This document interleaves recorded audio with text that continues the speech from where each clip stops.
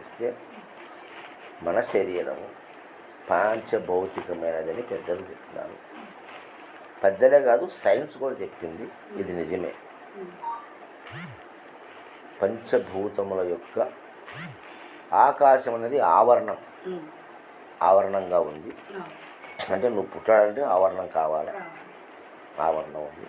ఆ ఆవరణంలో ఒక చైతన్యం అనేటువంటి వాయు స్వరూపమే ఇంత పెరగడానికి. అంటే వాయువు, అగ్ని, జలము, పృథ్వీ 4 భూతాలు కారణమై ఉన్నాయి. ఆకాశము అధిష్టానంగా ఉంది. ఈ శరీరంలో 5 కుండలు ఉన్నాయి. 4 కుండలు మన ప్రత్యక్షంగా కనపడతాయి. 5వ కుండ కూడా కనపడుతుంది.